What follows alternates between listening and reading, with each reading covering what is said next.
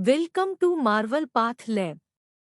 आज हम बात करेंगे सी रिएक्टिव प्रोटीन क्या होता है और उसका शरीर में क्या कार्य है। C reactive protein CRP test क्यों और कैसे किया जाता है? किन कारणों से सीआरपी का स्तर बढ़ सकता है? एक सी रिएक्टिव प्रोटीन टेस्ट आपके रक्त में सी रिएक्टिव प्रोटीन सीआरपी के स्तर को मापता है। सीआरपी आपके यकृत लिवर द्वारा बनाया गया एक प्रोटीन है। यह सूजन के जवाब में आपके रक्त प्रवाह में भेजा जाता है। यदि आप घायल हो गए हैं या आपको संक्रमण है, तो सूजन आपकी ऊतकों को बचाने का आपके शरीर का एक तरीका है। यह घायल या प्रभावित क्षेत्र में दर्द, लालिमा और सूजन पैदा कर सकता है। कुछ ऑटोइम्यून विकार और पुरानी बीमारियां भी सूजन का कारण बन सकती हैं। आम तौर पर आपके रक्त में सी रिएक्टिव प्रोटीन का स्तर कम होता है। उच्च स्तर एक गंभीर संक्रमण या अन्य विकार का संकेत हो सकता है। इस टेस्ट के जरिए एक्यूट इन्फ्लेमेशन के बारे में पता लगाया जा सकता है।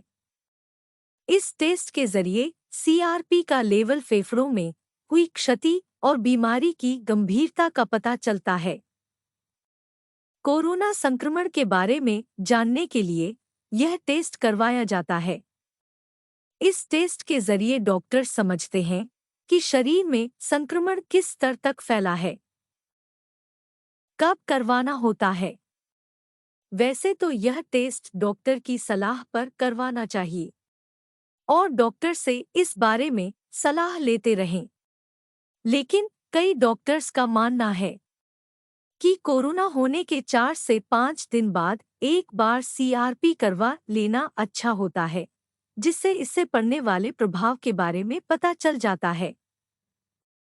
इसके बाद अगले 3 दिन बाद एक बार फिर से ये टेस्ट करवा लेना चाहिए।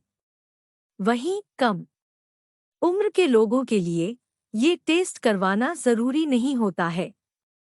हालांकि डॉक्टर्स का मानना है कि अगर लंबे समय तक बुखार, खांसी आदि बने हुए हैं तो इसका टेस्ट करवा लेना चाहिए। इससे बिना सीटी स्कैन करवाए इन्फेक्शन के बारे में पता चल जाता है। कितनी होती है नॉर्मल वैल्यू? वैसे सीआरपी की वैल्यू कई कारणों पर निर्भर करती है। ऐसे में जब भी टेस्ट करवाएं तो डॉक्टर को रिपोर्ट जरूर दिखा दें और डॉक्टर की सलाह ही मानें। लेकिन माना जाता है कि 0 से लेकर 1 तक की वैल्यू सामान्य मानी जाती है। लेकिन अगर यह वैल्यू लगातार बढ़ती जा रही है तो आपको संभलने की जरूरत है और डॉक्टर से सलाह लेने की आवश्यकता है। इस टेस्ट से फायदा ये होता है कि आपको समय पर ही कोई दिक्कत का पता चल जाता है और दिक्कत बढ़ने से पहले ही उसका इलाज हो जाता है।